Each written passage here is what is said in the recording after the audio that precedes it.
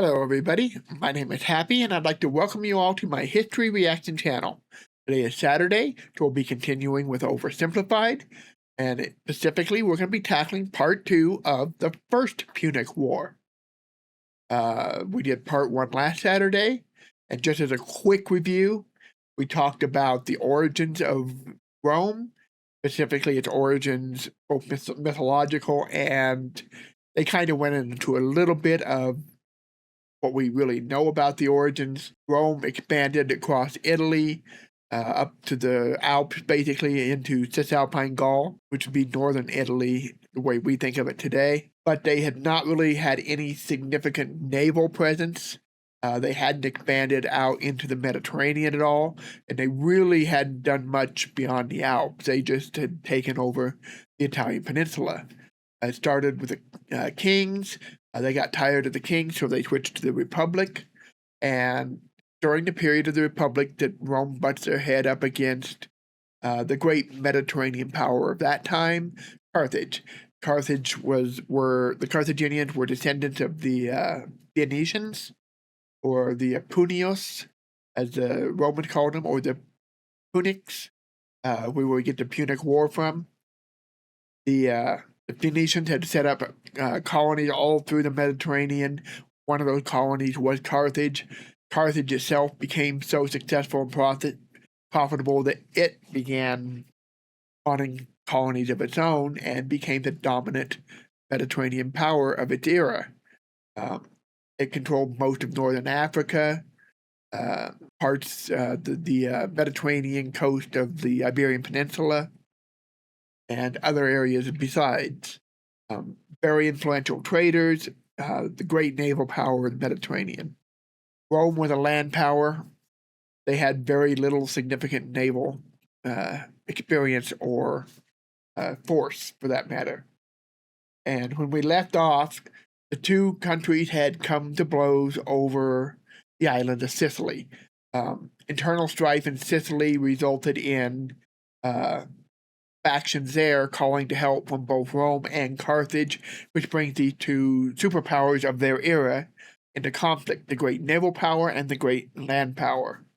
And Rome has trouble at first because they don't have a navy. They really can't compete with Carthage at sea, and we're talking about an island that they're fighting over. Kind of have to have a naval power to effectively do that. But Rome innovates. They come up with the corvus, which is a device that allows them to rapidly and efficiently board enemy ships, so they can turn a sea battle into a land battle, where they can rush the enemy ship, get on board it, and fight hand to hand. Their great strength. But the war drags on. Nobody's really getting the upper hand. Eventually, the consul Regulus decides he's going to take the war directly to Carthage, bypassing the island completely, and that's pretty much where we left off. So, that's my recap. We're just going to go ahead and get into this. Just a quick reminder, I will have a link to the original content in the description down below. I highly encourage people to head over to Oversimplified and show your appreciation for the hard work they put into these videos. Alright, with that said, let's just get into it, pick up where we left off. There we are. After the gigantic battle at Cape Ecnomus, the Romans were now free to land on African soil. And so, they did. They did. The Carthaginians chose to focus on defending the city of Carthage itself. So the Romans immediately took the city of Aspis, and were then free to raid and plunder the countryside. They took over 20,000 slaves and a ton of booty. But then, some orders arrived from the Senate. Send home the booty.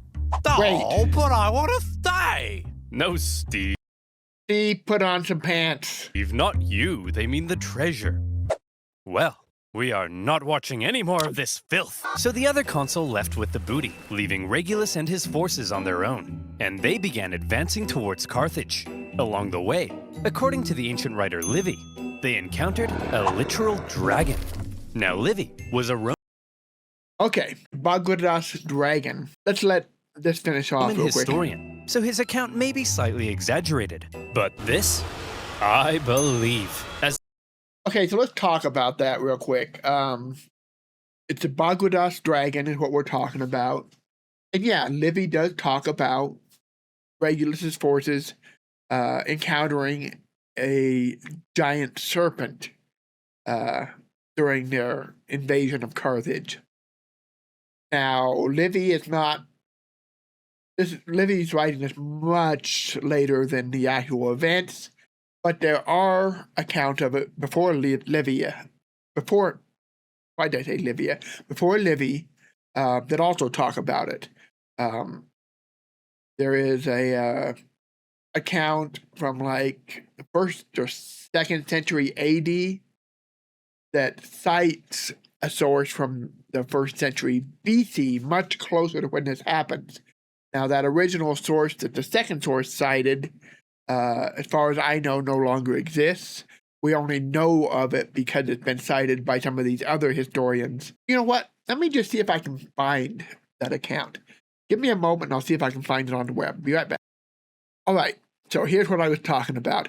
Our oldest source for this event comes to us secondhand as a fragment from Aulus Gellius, who copied the version of Quintius Aelius Tubero. Tubero was writing in the late 1st century BC, while Gellius's Attic Knights was assembled in the 2nd century AD.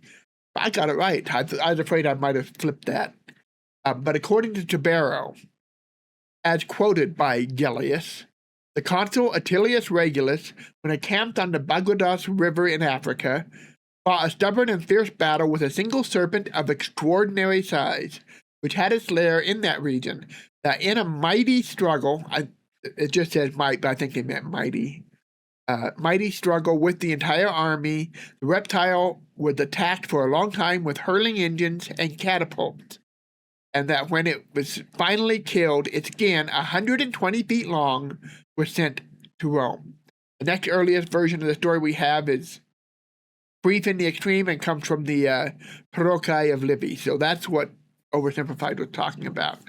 Summarized in the books of his Ob Urbe Condita, from the urban condition, I think is what that means. Written between the 2nd and 4th centuries AD. Livy's flourish, however, was the end of the 1st century BC through about AD 17, placing the original source material earlier than the others mentioned in the incident. Okay. And here's what Livy said. We hear for Book 18 that in Africa, Attilius Regulus killed an unnaturally enormous serpent with significant losses to his forces. Now, there is another more detailed version of Livy's account found in Valerius Maximus's Facta et Dicta Memorabilia. Facts and notes, I'm not sure. I think that's what it is. Written during the reign of Emperor Tiberius. Okay, so this is right after Augustus. He explicitly cites Livy for the story, giving us an idea of what we lost in his Book 18. The serpent of the Bagradas River in Africa was such size that it denied the army of Regulus access to the river. Many soldiers it seized in its enormous mouth and crushed to death not a few of them with its whirling tail. It could not be penetrated by the missiles thrown at it. Finally, they attacked it with many stones launched from ballistae from every side, and is brought down by weighty blows. Now, what I really wanted to point out, though, is there's even longer versions. We're not going to go through all of them. It talks about it has a flexible spine. They had to use basically siege equipment to bring it down, ballistae and things like that. Yeah, and they get longer and longer. However, what I wanted to add is that there is other sources for this story, or not this story, but other account of large serpents reported in that region. Let me see if I can find out. Be right back. Yeah, here's what I was looking for. It is of note that when Ophilus, a Ptolemaic governor, marched to the camp of Agathocles in the 4th century BC, so we're going way back, many of his colonists and men were killed by snakes along the coast of North Africa. And this is referenced in a couple of different writings. Thus, there is independent evidence of snakes capable of killing humans in the region, and Regulus's men may have indeed encountered something murderous. Difficult to accept that it was 120 foot long, but there is sufficient reason to believe that, we know for sure there were constrictors present, pythons that grew up to 20 feet or more nowadays. Now, there are other records that suggest that report lengths of as great as, like what he says here, 45 feet in ancient sources. So it's very possible they encountered a giant snake or a giant python and just exaggerated the heck out of it. And there's, like I said, there are accounts predating Regulus and the Romans of people dying to large serpents in that area. So I'm with the Oversimplified. I believe it. They probably did encounter something, and the story just got inflated. When it comes to Regulus is going to become a great Roman icon. So, and his story is going to get inflated. I mean, literally, we know his story gets inflated. So there's no reason to think this didn't get inflated too. Sorry for that long segue, but it's been a long time since I did a primary source call out on one of my Oversimplifieds, and I thought it was past time to do it again. I got positive feedback when I used to do that. As the Romans continued to plunder, the Carthaginian people flooded into the city. Now, not only was it in a major panic, but it was so crowded, the people began to starve. Don't panic, everyone! Look, I wish it was know that you're all easy. starving, but I still have food for me. So, it's not all bad. Whoa! You're wasting your tomatoes! And you idiots wonder why you're starving! Oh well, it's just more food for me! I like his attitude. Things weren't looking good for Carthage. They had to do something to stop the Romans rampaging throughout their land. So they decided I like Regulus's rampaging over there. they had to do something to stop the Romans Now that's how you rampaging rampage. throughout their land. So they decided, finally, it was time to put an end to it. They headed out and set up on rough hilly terrain overlooking the Roman camp, and they prepared for battle. Now, while the Carthaginians were the traditional masters of the sea, on land, they weren't always the brightest. Case in Morgan Slug. Yes. No, that was right. You can do that. point, setting up in this position overlooking the Roman camp I was did just say about that the right, stupidest didn't I? thing they could have done. Why? Well, there's something you gotta understand about Carthage. The Carthaginian land forces actually suffered from a multitude of different issues. They had issues, First of yeah. all, since the Carthaginians were rich, they could afford to pay a They could afford to pay a lot of mercenaries, is what he's going to say. And that's absolutely accurate. Carthage relied heavily on mercenaries. They did have forces of their own. They didn't have a huge standing army, certainly not by Roman standards, but they did have militia. But yeah, they relied heavily on mercenaries. So let's take a look at what he's laying out here for us. So we got the Balearic. These are going to be the Balearic slingers.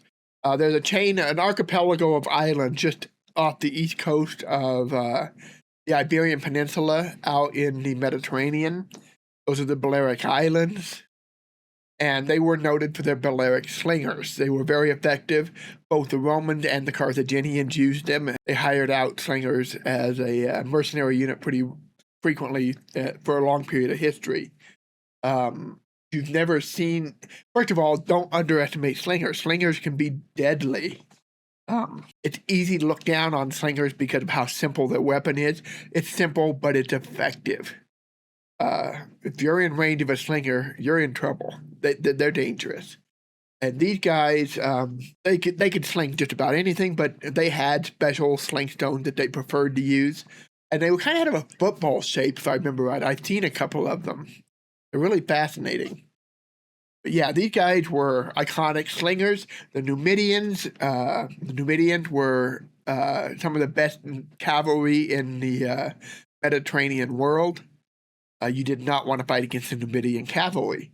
The Celtiberians, these are Celtic peoples from Iberia, which would be primarily Spain, but there were some in Portugal as well. I don't know how far south the Celtiberians extended. I know there was several major enclaves up in the northern part of Spain, Galicia, for example, over on the northwest coast, the northwest part of Spain, and then they kind of trickled down into Portugal up there in that area as well, but also in some of those other northern mountainous areas.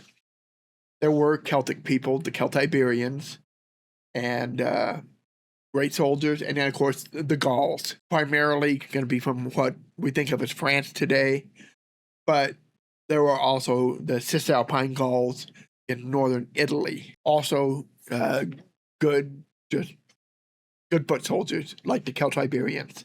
All right, let's see where he's going with this. Huge number of foreign mercenaries to fight for them. Yeah. These mercenaries actually made up the vast majority of Carthage's forces, and therefore, Carthage's land armies were a melting... Well, I don't know it was a vast majority, a significant portion, I would say, for sure. I just don't know that it was a vast majority. I don't know, it might be if you're looking at standing army numbers, it might look like a vast majority, but I know the Carthaginians had a pretty significant militia. Of many different cultures. And if we count that, I don't know if it would count as a vast majority. If a battle wasn't going their way, there could be loyalty issues. Yep. Man, I ain't getting paid enough for this. You Balearic slingers better not be thinking of running away. What did he say? I don't know, man. I don't speak Phoenician. Let's get out of here. Clearly, there were also language issues. Yeah. The military generals tended to be Carthaginian, but they made a lot of strange decisions. For example, one of the most feared assets of the Carthaginian army were the war elephants. Yep. To a Roman soldier who had never even seen an elephant before, this was like fist fighting, a literal monster. Hey, they just fought a dragon. An elephant should be nothing, right? African elephants. Not Asian elephants. They're going to be entirely different than you're going to see over in India. Yet the Carthaginians continually kept placing the elephants in the rear, where they were no use. In a similar fashion, the neighboring... That's not entirely accurate. More often than not, the Carthaginians would put the elephant in the front, but they would pack them tightly. Typically, anyway, pack them tightly in the front, not spread out along the whole front line, but in a tight square unit, with the idea that the elephants would charge in, break up the enemy lines, and then the cavalry would come along, the Numidian cavalry would come along the flanks, hit from the sides, and that would soften everybody up for the infantry to follow in. But with that said, yes, they were also known to put the elephants in the rear. And so he's not wrong, but I don't want you guys to get the idea that that was standard practice. It depended on the circumstances, I suspect, more than anything else. They were quite capable of putting them up front, too, and they did. I think more likely, and this is just me guessing, I do know that there were concerns when using war elephants. War elephants were known to spook easy. And when they do, they turn around and run back the way they came. So if you put your war elephants up in front and the enemy succeeds in spooking them, the war elephants are going to turn and rip your ranks apart while they're trying to get away. I think that's one reason they didn't spread them out across the whole front line, but packed them in one little spot. That way, if they do start coming back, everybody just needs to part down the middle and let them through. If they're all spread out along the front line, you're not getting out of the way very easy. And I suspect if the circumstances were such that they weren't sure how effective the elephants would be anyway, they might not want to risk putting them in front for fear of the elephants routing and coming back through them. But again, I'm just guessing. I don't know enough about this to be sure. But I do know that Oversimplified's right, but don't get the idea that that was standard practice. They were smart enough to put the elephant in front. But like I said, from what I understood, they often put them in little tight units, did not let them spread out. Region of Numidia provided Carthage with the most skilled cavalrymen in the world. But the Carthaginians often chose to fight on rough, uneven terrain, where horses and elephants were less effective. And so, In this case, when the Carthaginians again chose the rough terrain near the Roman camp, the Romans easily sent them packing. Yeah. Wow, Regulus. We're mere miles from Carthage. You sure Pants, are amazing. Steve, Yes, pants. Steve. I know. Steve? What's the matter? We've almost won. I just wish I could be as great as you, Regulus. Steve, you're amazing. I mean, look at this thing. It's unbelievable. I know, but I mean like at war stuff. I'm such a noob. My tanks always get blown up. I Okay. can't even fly an aircraft Add. straight. Probably Tanks, War Thunder. He does a lot aircraft. of War What are you Thunder. talking about, Steve? I'm talking about free-to-play online I'm multiplayer curious. combat game. Yeah. And this video We're gonna skip it. This is one of his newer videos, but it's still pretty old. Old enough that I don't need to worry about showing you the ad. Any coupons are, I'm sure, are gone by or expired by now. Oh yeah. Promo codes, I guess I Invading should Africa, say. getting some booty, and sending the Carthaginians Yes. packing. Everything was looking up for Regulus. A Roman victory seemed like it was only a matter of time. But then Time is a Regulus problem, yeah. realized something. He had been consul for almost a year, Yep. and his term was 1 year is not a good enough time to accomplish a lot in war, especially if you're going up against a major power. coming to an end. He knew that if his successor took over and he finished the job, then he would get the naked statues, Yep. not Regulus. And there was no way Regulus was going to allow that. So he jumped the gun. Uh-oh. You there, Carthaginian boy. I want you to deliver a message to your elders. I, Marcus Attilius Regulus, demand the total and unconditional surrender of Carthage. Unconditional surrender? Jeez, at least lay siege and starve us all to death first. Just deliver the message, you punk! He demands your total surrender. What? Jeez, at least lay siege and starve us all to death first. Hey, that's what I said. Well, boys, this Roman thinks we're out. But we're not out, are we, boys? No! We'll do what we always do in times like this.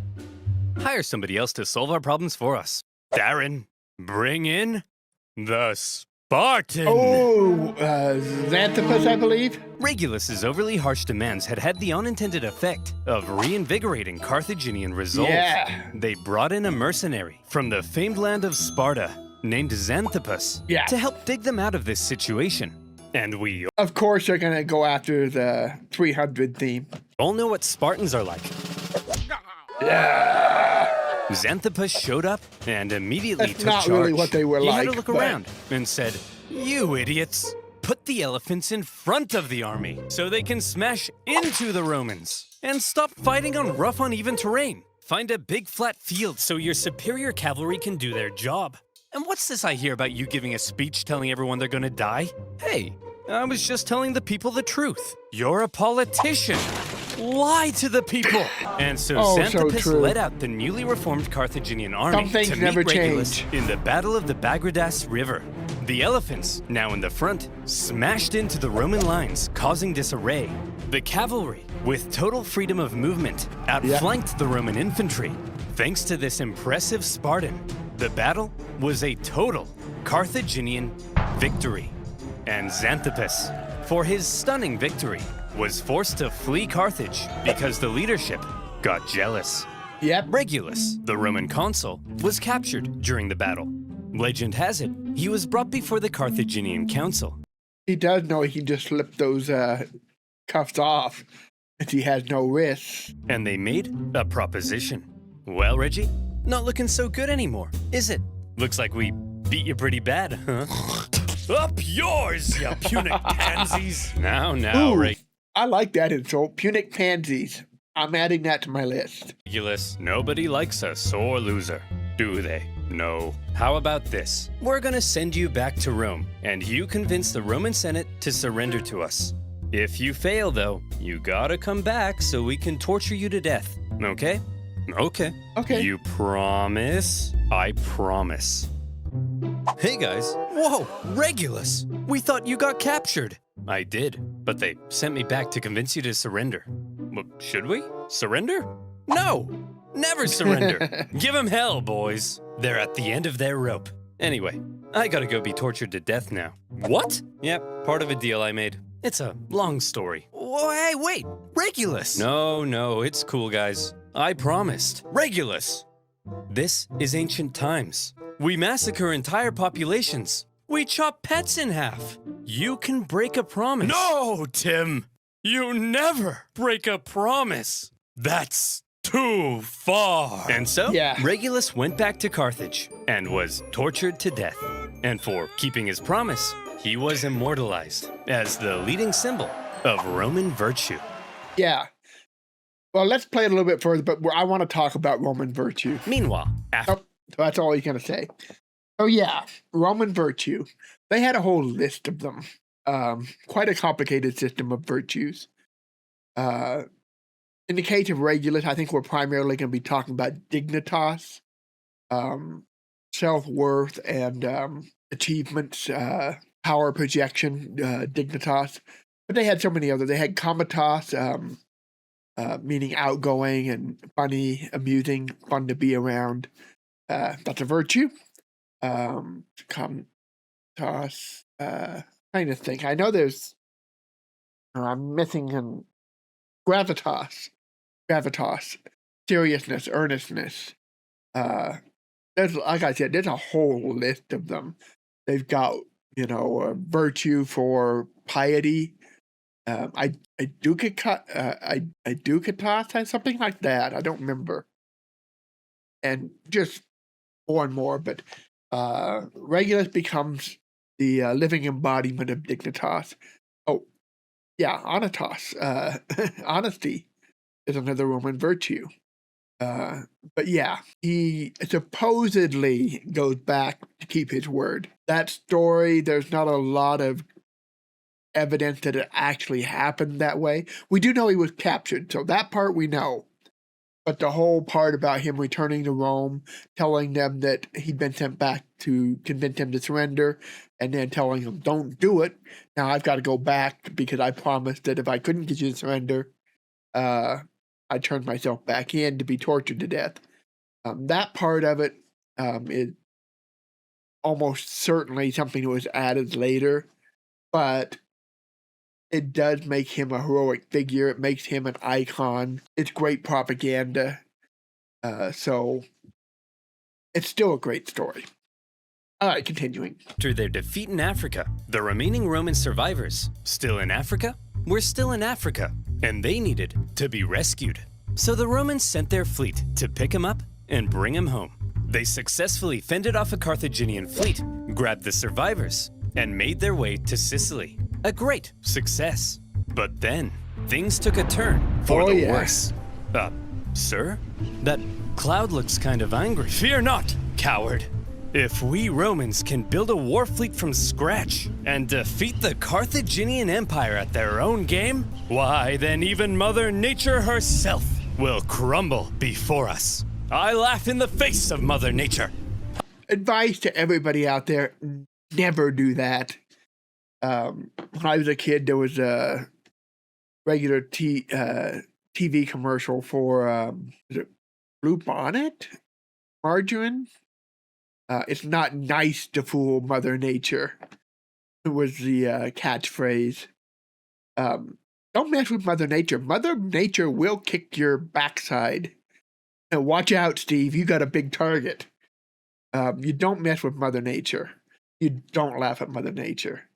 Mother Nature will mess you up. Ha ha! See?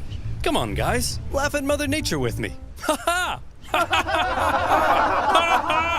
284 ships, nearly 80% of the Roman fleet was destroyed.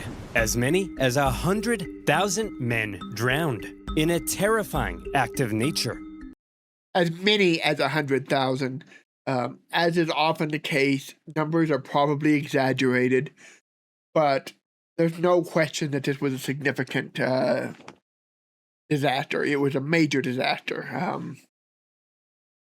And yeah, some of the estimates do put it that high, but a lot of the other estimates put it much lower, but still in the tens of thousands. Never before had Rome lost so many men in a single incident.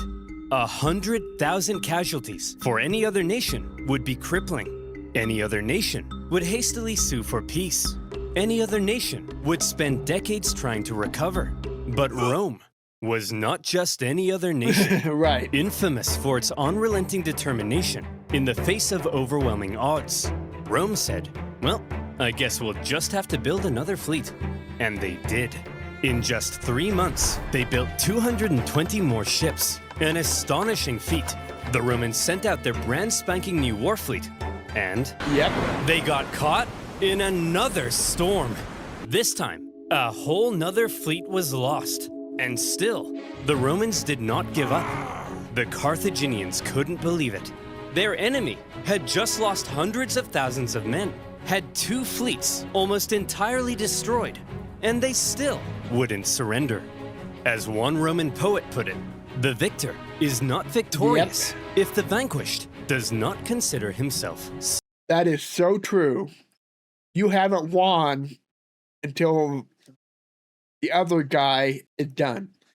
If he doesn't consider himself beaten and he's still able to get back up and fight, you haven't won yet. Not really. So, in typical Roman fashion, after a short break, they were once again building another fleet. However, for now, after all the disasters at sea, the focus began shifting back to the land campaign in Sicily. The Carthaginians, overconfident from recent successes, attempted to retake Panormus, but the Romans countered the terrifying war elephants by throwing stuff at them and scaring them away. Yeah, and that's exactly what does happen. There's recorded accounts of that happening, where the elephants get spooked and tear back through their own line. In fact, the Romans, they had a saying about the elephants. It was something to the effect that the elephants are on both sides. I don't remember what it exactly was, but it was something to that effect. The elephant can attack either side. Once the fighting starts and the elephants engage, they can do as much damage to one side as the other, or both. Having stopped the Carthaginian advance, the road was now open to the final Carthaginian stronghold on the island, Lilybaeum. Lilybaeum was an extremely well-fortified city. In 250 BC, the Romans laid siege. The Carthaginian defense, however, was fierce, and skilled blockade runners kept the city supplied. Progress was so slow that the siege would last another 9 years. To make matters worse, the Carthaginians... Keep that in mind when we're talking about the First Punic War. It's going on for decades, okay? Just 9 years in that one siege. And that's going to be relevant because the tactics and the conditions at the beginning of the war and the tactics and conditions at the end of the war are going to be very different because of the amount of time that's going on. Later sent possibly the greatest military general of the time, a man named Hamilcar Barca, to the island. He engaged in a skillful campaign of guerrilla warfare behind enemy lines, and for the remainder of the war, he was a major thorn in the Roman side. For now, with the Deadlock siege at Lilybaeum and the new Roman fleet at sea, things seemed to be at a standstill, and the Romans had to do something to break the deadlock. Thankfully, the Roman consul, Clodius Pulcher, had an idea. He tried to get things moving by attacking the Carthaginian fleet at Drepana. Now, before a battle, to predict if they would win, it was common for the Romans to look for signs from the gods. This could mean observing the weather or inspecting some cow livers. You know, typical religion stuff. In this case, Pulcher reportedly tried to feed some sacred chickens, but unfortunately for him, they wouldn't eat a crumb. A very bad sign. Well, he said, if they won't eat, then let them drink! Stupid chickens! We'll observe the weather instead. Gods, give me a sign. Ignore that. Okay, how about this? If I can get this piece of paper into that trash basket, we'll win. Okay, if I can stand here silently for 5 seconds and do nothing, we'll win. Dammit! Pulcher chose to ignore the signs from the gods, and in the following battle, the superior Carthaginians tore them to shreds. It also didn't help that by now the Romans had removed the corvus to stabilize their ships. And without their so that's part of the changes. When this war started, the Romans had zero experience fighting at sea. well, I won't say zero, but minimal experience fighting at sea. They had minimal experience with warships of the type that are going to be used in this war. So they come up with the corvus to equalize sides. They can't really compete with Carthaginian navy in traditional naval combat, but if they can turn that naval combat into essentially ground combat by inventing the corvus, letting the corvus serve as a ramp between ships so that you can board and make it into essentially a ground attack, it gives the Romans the advantage. But that was at the beginning of the war. By this point, we're already over a decade into this war, well over a decade. Rome has built multiple fleets at this point. They've been sailing. They've got people who now know how this works. They understand their ships better now. They may not be quite as experienced as Carthaginians, but they're more of a match by far than they were in the beginning. And remember all those storms? One of the reasons those storms were so deadly to the Romans was specifically because of the corvus. The corvus made it top heavy, this huge heavy gangplank that, when it's not in use, is up in the air, makes it easier to capsize ships when the seas get rough, the winds get strong. So they decide to largely remove the corvuses. They know how to sail now. They know how to do the typical ramming maneuvers and dodges and so on. And so they now understand naval combat. They don't need the corvuses in the way that they did in the beginning. So this is a symptom of not only the Romans becoming a lot more experienced in sea battle, but also understanding that the cost versus the gain analysis. Is the number of ships we're losing to bad weather because of the corvus countered by any advantage that it gives us now that we know how to sail better? And I think the answer they came to is not really. We can compete with the Carthaginians now. We know how to do this. Weapon. It was a disaster, and Pulcher was disgraced. To make matters worse, the victorious Carthaginian fleet then went on to intercept a Roman supply fleet on its way to Lilybaeum. As they approached, however, they saw the signs of an incoming storm, so they took shelter. The Romans, on the other hand, said, "Onward, men! Set sail! We've got to deliver these supplies stat!" But sir, those clouds, don't you think we ought to have learned our lesson by now? Yes, Brian, we ought to have. But we didn't. We haven't. Yeah. Another fleet and 50,000 men lost in another storm. Disaster. Now, at this point, there still really isn't a clear winner.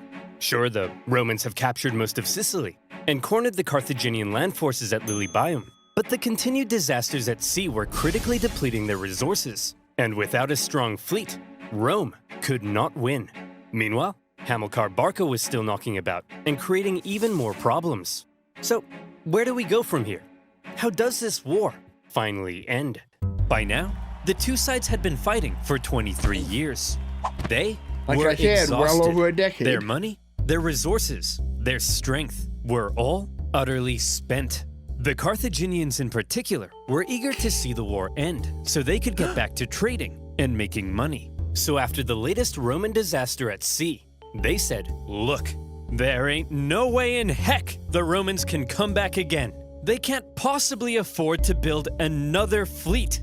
They're done. That's it. Recall the navy, repurpose them as merchant ships, and let's get back to making some money." Yay! Assuming the Romans would soon make peace, an anti-war faction within the government recalled a large portion of the navy, leaving Hamilcar on his own. The victors appeared to be declaring themselves victorious. Meanwhile, the vanquished were getting ready for round 5. The Romans built another fleet, this time heavily relying on patriotic donations from the upper classes to afford it. And once again, they put to sea. Sir?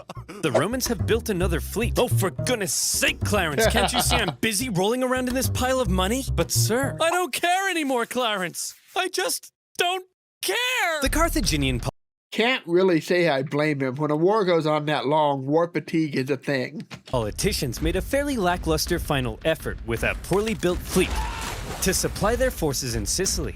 But when the brand new Roman fleet caught them at the Battle of the Aegates, even without their signature corvus, they dealt them the final blow. And that was that.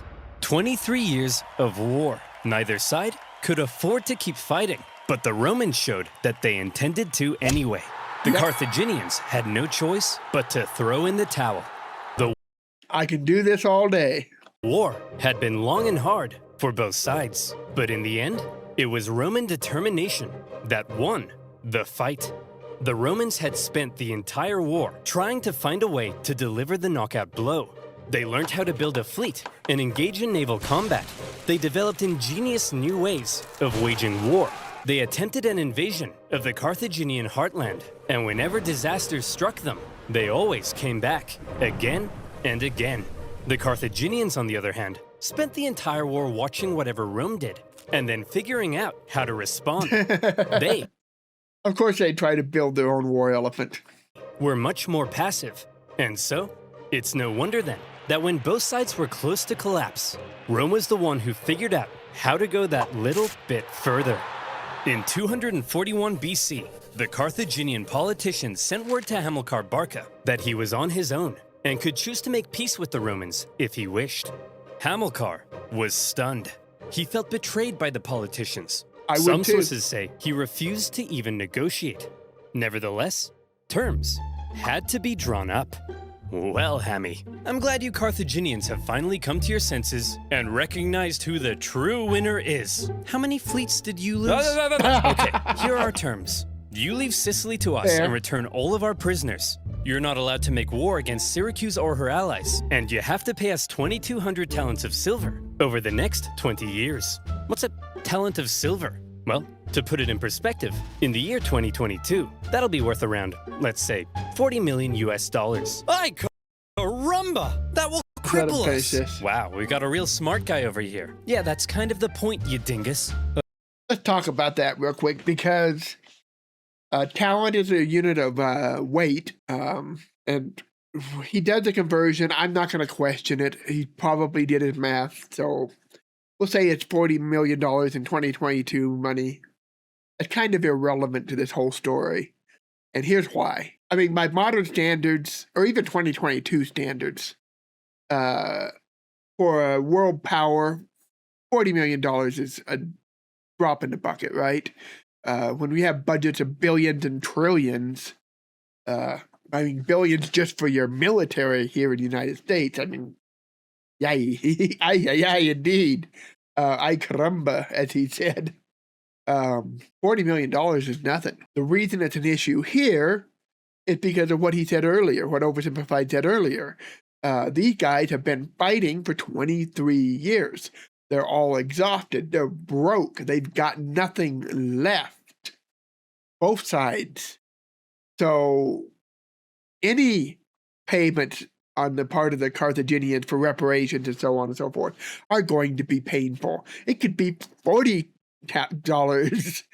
as opposed to 40 million. It's going to hurt. This is very similar to what's going to happen with the Treaty of Versailles at the end of World War I, where the limitations put on Germany contribute directly to the Second World War, because the Germans, they just can't, they're being asked too much. It's driving them into ruin. They don't have the money to pay back.